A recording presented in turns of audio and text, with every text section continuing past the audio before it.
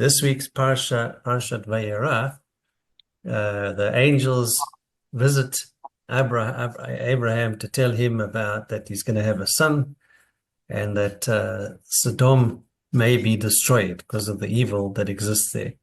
And he said to them, he didn't know they were angels. They were in the form of humans, in a human form, and he wanted to show hospitality. So he gave them. He said he'll get them a morsel of bread and some water, but he actually then prepared a whole feast for them. And that goes back to the age-old question of saying little and doing much.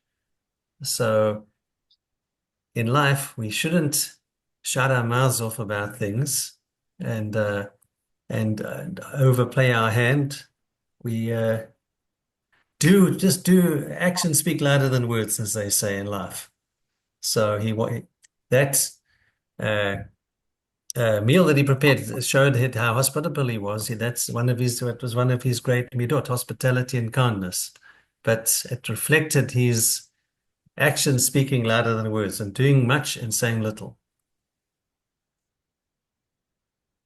Good. I think that that should be us. You know what? And on your point, just something I thought about is apart from doing much and saying little, one should say nothing at all because I think one of the most difficult issues that we've got, and I thought about this lately, is on one hand, sometimes you want to mention your mitzvahs to the person because you want to basically foster good relationships with others. So, you on one level, you want to keep it hidden because you want to do something without anybody's knowledge, the person that you're helping, because you want to do it l'shem and you want to keep it well, you don't want to keep virtue signaling, but the same token, Mm. sometimes one has to share if you've gone to a extraordinary effort because sometimes you just feel unappreciated and then latently resentful. So I don't know what the right balance is there. I think just suck it up and just do everything anonymously, but I don't know how to do that. I'm not always at that level. Um, yeah, so any suggestions on that before we get started? Yeah, we're not on that level Yeah, I to have get the the same balance problem right. there. Sometimes I say things without thinking, you know, and you do things and you say it's just like you're not doing it for approval. You're just talking in general, and you realize afterwards, oh damn, I shouldn't have said that. It's like, you know, it Yeah, doesn't help improve the situation. there's a thing called Sometimes you're just talking. oversharing. Yeah, Mm. so I don't know. But the I don't most So know what the important thing balance is is. as long as oversharing is you alert. one of my biggest problems. What? Oversharing was one of my biggest problems. So I'm trying to Yeah, yeah. cut Gavin would be down on like an AA meeting. He'd meet somebody for the first time at a Shabbos dinner and tell them his whole life story. By the end of it, they were scared. Over the years, you've been better. All right, Well, let's no, they were either scared or impressed. It depends which where I uh, went. But you're right, nine out nervous of and 10 times I was impressed scared. at how Yeah. far you've come. Um, so, Well, Damon, I've known you for years. You aren't one to overshare, I must admit. who, To get me? stuff out of you is like, No, no, no, yeah, you aren't Yeah. a cuddly oversharer like me and no. Gavin. You kind of like, if it's necessary, you say it. So, That's about it. all right. So, speaking about not oversharing, let's go straight into the Gemara. All right. So, guys, remember the question with the Gemara is it seems very strange in Makkos to bring up the very first two cases where the exception to the rules. Surely, when you're mentioning the rules of Adam Zomim in plotting witnesses, and they say they're entitled to get the reciprocal punishment once the verdict is done to the innocent party, but they found out to be plotting witnesses by a second group of witnesses that say they weren't at the location they have claimed to have seen the crime being committed, and therefore they are caught in the act of plotting, but it's before the sentence has been carried out against the defendant. In that particular case, it just brought two examples of exceptions. The first one is a Cohen is not stripped of his Cohen status if he lies about another Cohen's father marrying a divorcee or a chalutza. And it also teaches us that a Yisrael can testify against a Cohen, that even though there's no skin in the game, that both get lashes if they're caught lying. The second example is if you say you witnessed a person do an inadvertent killing and you're found to be a plotting witness, they don't exile you. Rather, what they do is they give you 40 lashes. And again, this issue with Tosfot is it considered as though they're entitled to give testimony because basically Zomimim, Adim that are not subject to the Zomimim reciprocal penalty are not qualified Adim.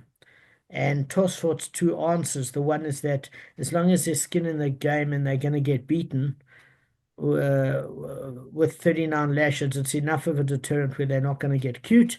And since the Gemara itself and the laws have said that this is the correct punishment in this case for Adam Zomimim, it does fill the criteria of Adam Zomimim. So then the Gemara says, well, why mention it now? Because it's going to be mentioned in the fifth daf when we're dealing with exiles, both the mechanisms as well as the punishment. Why mention it now? Like, why don't you just mention it either now properly or in the fifth daf, but not even bring it up now? And the Gemara says, well, it's a very, very straightforward process, is that we seeing it in the order of the Gemaras when you should look at it in the orders of the Mishnayot. So Chelek, which is the topic of who inherits a Olam Haba, forfeits it, and the Messianic times in the Mishnah, it doesn't appear as the 11th chapter of Sanhedrin. It goes straight from the case of Adam Zomimim where it first appears to saying, and what was the case there? If the daughter of a Cohen has adulterous relationships with a member of Yisrael, what is the punishment? So remember, we're not even talking Adam Zomimim in Sanhedrin 89a. We're saying these are death penalty cases. We're saying he gets strangulation and she gets burnt. And therefore, that's brought up as a death penalty case and says, while we're on the subject of different death penalties, what happens to conspiring witnesses that intended to get both of them killed? Are they given the more stringent penalty of burning, or do they get strangulation? And we shared that Deuteronomy chapter 19, verse 19, Devarim. It says, you shall do to him as he planned to do to his brother, which is the masculine, meaning whatever punishment he is subject to are done to the Adam Zomimim. Okay? Which in this case would be strangulation, which means they're not really given the reciprocal penalty. Because how do you give it? You can't give it in this case when they're two different death penalties. Why is this such a chiddush? Because Lance, we said Kim Leipedi Rabba Minay, which the guys knew in Bava Kama, they just had amnesia for some reason in Sanhedrin, and that was you mete out the greater punishment. So the example we learnt in Bava Kama is if one breaks Shabbos, for example, whilst burning a $20 million Picasso, one would think that that person would be charged and it would be taken out of his account or taken off the inheritance that his children were meant to get, and he'd get the death penalty. And we say, no, the financial concern, which is lesser than the death penalty, is waived in favor of the death penalty because it's coming from a corpora perspective of atonement, and therefore the death penalty suffices as a single punishment if they were created by the simultaneous act in the same timeline. In other words, two different acts of breaking Shabbos, which is death penalty as well as damage. That's why we learn Bava Kama the laws of damages, but a simultaneously time period at which the acts were done at the same time, even though they're in two separate categories. So what would the thinking be here for Adam Zomimim? Is that they should, in fact, get the more stringent of the penalty, because if it's a korpora you want, and you wanted to get this innocent woman burnt, and the man strangled by falsely accusing them of adultery, and that plot is foiled, in that particular case, they should be getting burnt, and that would cover the lesser penalty of being strangled as well as offer a kapora. And we say no. that would have been the right thing, because Kimle Derabba Mine trumps overall most of the cases, except for when there's a scriptural verse to the contrary and is very specific, such as you shall do to him as he plotted to do to his brother. Therefore, that's the death penalty he gets. Are we all on the same page? So why is this mentioned in Sanhedrin? Is we're saying while we're on the subject of a Kohen's daughter, let's deal with another subject regarding Kohenim. What happens if a Kohen testifies against another Kohen that his father married a divorcee and therefore, or cholutza, and therefore is not, his father doesn't lose his Kohen status because the child is known as a chaval. You know, there's a colloquial Hebrew term, la chaval, meaning rahmanis, like poor thing, but it actually means being stripped of your Kohen status and being like a normal member of Yisrael. So a Kohen never loses his status. He might, as we said, not be welcomed for an aliyah at the Orthodox shul, but he certainly doesn't lose the child. The child of the product of that union is that he's a normal Yisrael, just like a product of a Jew marrying a non-Jew is that the child is not Jewish. So it's brought here because thematically it follows the case of Adam Zimmerman with the bas Cohen, the daughter of a Cohen, versus something being stripped of their Cohen status, and therefore the topics flow. So that answers the question of the Gemara. All right. Now we're going to basically say, what is this case with regards to where is it scripturally derived? Okay. Now, before we go on, is everything clear, or is there anything unclear? Guys, I've summarized it as clearly as I could up to now. Damon, when you say burned, is that burnt to death or burnt as in like like lashes with a punishment? No, Kevin. Like burnt at the stake? No, I think it's an excellent question, so I wanted to clear it up. Whatever the plotting witnesses sought to do to their victim is done to them. So if they want their victim put to death, they are put to death. If they want what we learned in Bava Kama, there were two cases. The one case was to falsely testify that somebody damaged a Picasso, and we learned a case where we learned that they simultaneously broke Shabbos, and that's where we learned some of the principles. But they're seeking to have this person have financial loss, and therefore what loss they attempt to do to this person is done to them. Then there are cases. Wasn't the question the actual burning? What's the process of burning a person to death? Hot lead down somebody's throat. It's not. Okay. It's not wonderful. However, Christians adopted this policy in terms of heresy. You know, we've got death penalties for idolatry, witchcraft practices, Lance, all of these things. Damon, just a quick question. With Eddie and Zimmerman, must there also be two witnesses that warn them? That's like, you can't be a witness to a murder. Well, if you committed a murder, there got to be two witnesses before you can become guilty. Now, Eddie and Zimmerman, must there also be two witnesses that warn them? Don't do that. Don't be a witness. Otherwise, you can face this and that penalty. Must be witnesses. No, absolutely but Lance hit on an excellent point. So just one thing, Lance, I'll come to a question now. Unfortunately, when the Muslims adopted stoning, just so you know, when we learned the death penalty act, they are dropped from such a significant height that they would die naturally. In the event that they didn't, a huge boulder would be dropped on top of them, and it was ready and waiting. They wouldn't sit there suffering and lingering, waiting for the big boulder, but they were dropped at a height to create death. Okay, and then a big boulder was dropped on top of them. What was left of them, I don't know. What the Muslims have done, Lance, is they pelt little pellets to somebody to death. Horrific. What did they do in the Middle Ages and in Salem, even in America, with the witches? With the witches, when you had the Puritans, etc., is they would burn somebody alive at the stake for witchcraft. They took great glee in it. You saw Good Omen, Lance, you would know. So I'm saying we use hot lead down the throat. It's quick. It's not fun, but it's quick. Okay, but they don't sit there having bra flies. Okay. So quickly, Lance brought an excellent point up. Just like we need Hazama, which is Hazroa. Sorry, Hazroa. Hazroa is warning. Just like you need Hazroa when somebody's about to commit a crime, and Lancet goes as far in Sanhedrin as there's a argument as to whether or not you just have to tell them it's a death penalty offense or what death penalty offense. There's two different opinions.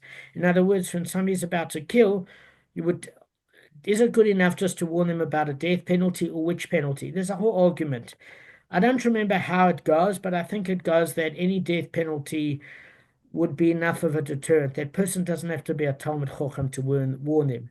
Otherwise, if they know they're going to get off scot-free, but not the right punishment that's suggested to them, then the person would just create a murder in front of ignoramuses.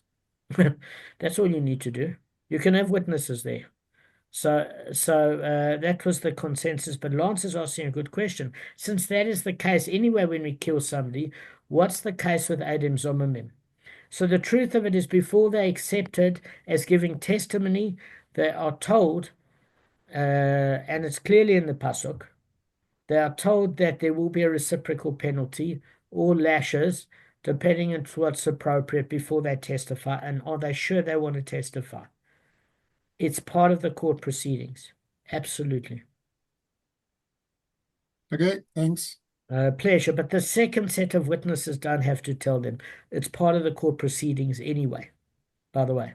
And I thought it was a good question because I think one of the reasons why, I don't think, one of the reasons why I know it's done, but I think it's a good question anyway, is because they don't want to waste the court's time. Lance, you'll notice in Bava Kama there are a lot of cases where there's a fourfold or fivefold payment for stealing an ox or a sheep, and they're twofold payment, and he shall pay double. A lot of these are triggered because one's wasting the court's time. Do you get what I'm saying? So many penalties that supersede the compensatory amount are installed, in fact, because it wastes the court's time. You have the same thing when you've got perjury with an asham offering and penalties of 1/5 and things like that. The court's time does not want to be wasted. Therefore, there are a lot of additional penalties that are come into play. So one of the best ways to avoid the court's time is to put the fear of God and the Sanhedrin within the witnesses about to testify. And also, they make you do a shavua. Now, one thing, Lance, that we did cover, if you guys remember in Bava Kama, is that it's not like today. People are scared to, people don't mind hurting other people, but the minute they swear in Hashem's holy name, they get scared. They really get scared. Now people don't get scared. They take out a Bible, they've got two fingers crossed behind their back, and they follow their best friend down the river. But you're talking in an era where people's names, people used Hashem's names in the Shavua, and they were very frightened, Lance. Do you get what I'm saying? So a lot of halacha has changed based on, you see, we learned, for example, the 7 Noahide laws in Sanhedrin. Civil courts require one witness. In non-Jewish courts, we require two witnesses. Monetary cases, there are cases where one witness is acceptable, but certainly not for death penalty offenses. Because why? One of the reasons why the secular courts were so punitive is because if imagine dealing with countries like Persia and Rome, there'd be absolute anarchy unless you put the fear of the government into people. And people didn't have a conscience. People would kill infants if they had too many children. The Eskimos would leave the aged out in the elements and wait for the wolves to get them. And it's not cruelty, guys. Remember, we were talking about scarcity and attrition. And if you've got only enough food for the inner family, when somebody is no longer a productive member of society, you cannot afford to feed them because they're not earning their own keep. So you can see it as cruelty, but you can also see it as practical survival mechanism. Although it's not, people say kibbut avayim, Lance.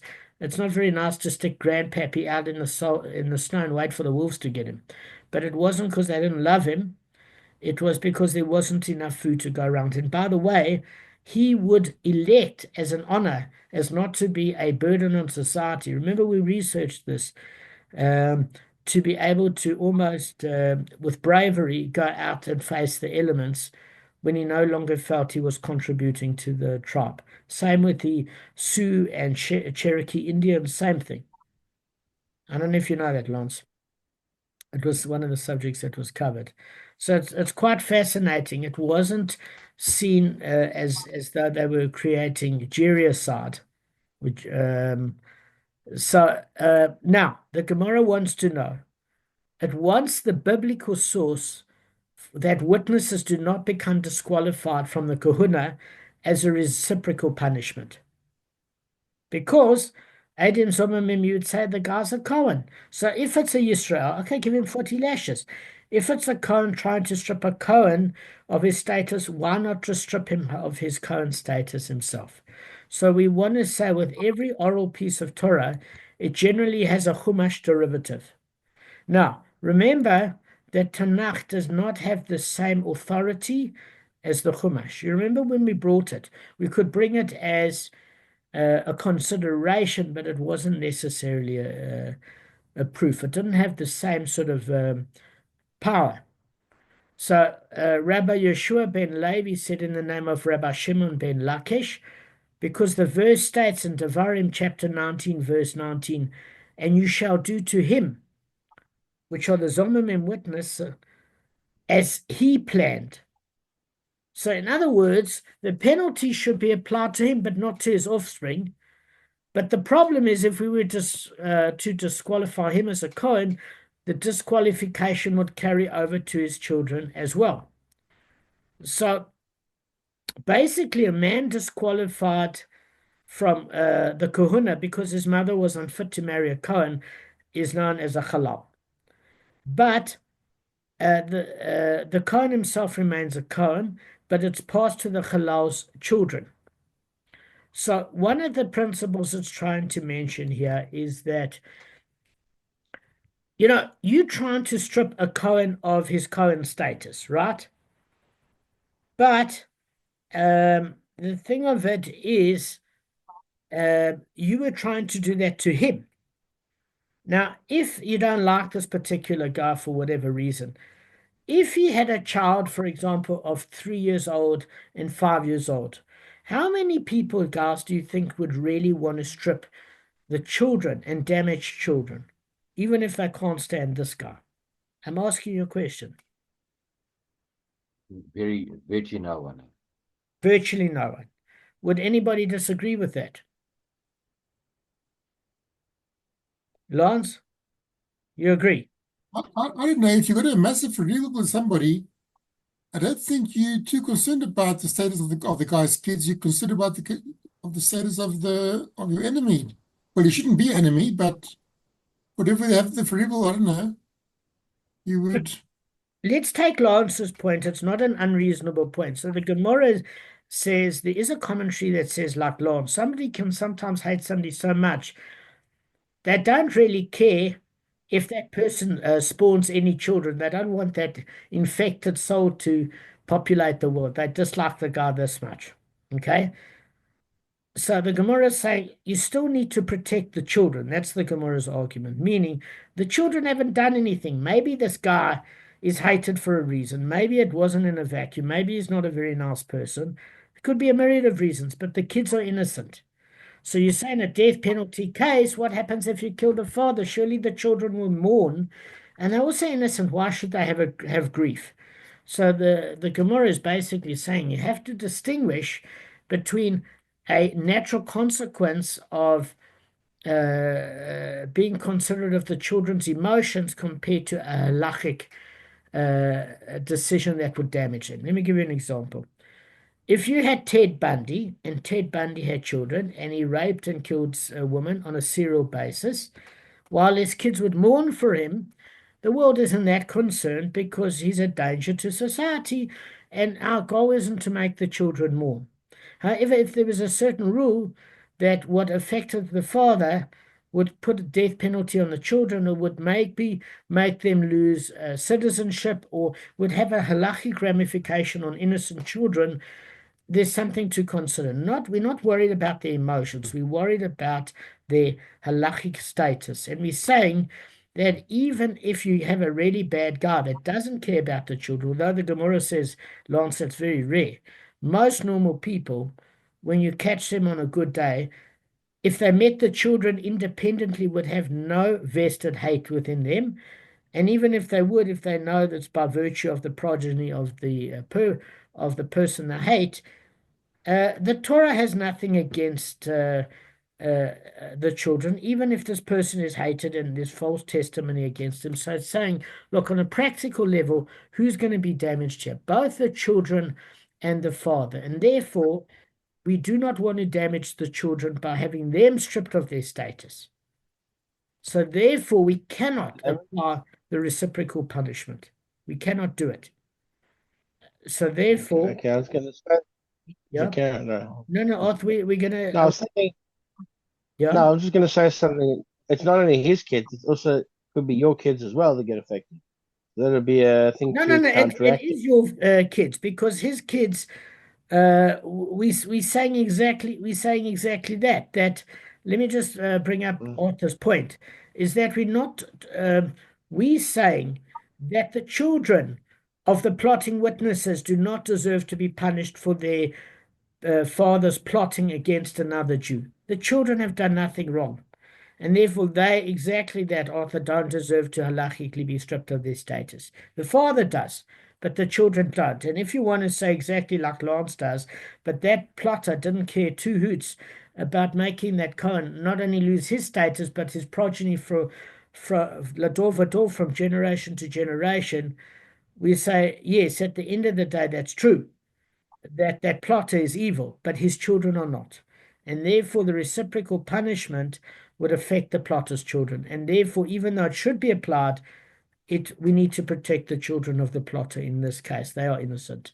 But the Gemara responds, so why give then the plotter lashes? Why can't we just basically strip him of his Cohen status alone and say, let's make an exception to the rule and leave the children with their Kohanic status? Okay? And the Gemara says you can't do that for two reasons. It says, so if so, let us disqualify him and not his offspring. I'm not going to read the Aramaic. In other words, and the Gemara responds, it's a problem, because for the punishment to be reciprocal, we would need to do to him just as he planned to do, and this would be lacking since their false testimony would have disqualified the victim's offspring as well. Thus, it is impossible to apply the reciprocal punishment. So what the Gemara is saying is, you either fulfill the rule of Edim Zomamim or you don't. You can't take a scriptural decree that we read in Devarim, chapter 19, verse 19, and say, okay, what you do to him what he planned to do. And then say, okay, but that's Chumash, it's the strongest, but we're going to make rabbinical tweaks here. It says you can't do that. So in that particular case, you either fulfill full reciprocal punishment or not. So we do learn. The next part of the Gemara we learn, after we learn about why they don't get reciprocal exile, is we learn, how do we know that Makkos is a sufficient punishment in lieu of a reciprocal punishment? Because we need to know a biblical source, or some sort of source, is that in order for it to fit Hazama, biblically, it would have to have some biblical source that you can do this for Eidim Zomamim when it doesn't fit and mirror each other glove for glove. Do you get what I'm saying? So we're saying we can't have a rabbinical interference where the children don't get affected. Because, exactly as Lance said, he was quite happy to do it to this person, and he didn't really care if it happened to the kids. Not that his hatred was against the children alone, but he didn't really care. So in that case, Lance, we shouldn't really care what happens to his kids. And therefore, we should do the reciprocal punishment. But because we're worried that the plotter's children are innocent, we can't, and then we can't make a special caveat which gets rid of Devarim, which a Chumash halacha is very strong in what to do. We can only say, is there another halacha of what to do with the reciprocal punishment when that doesn't fit, to punish Adam Zommerman? And that answer is Makkos lashes. And then we're going to figure out where the verse comes from to use that adaptation when a perfect reciprocal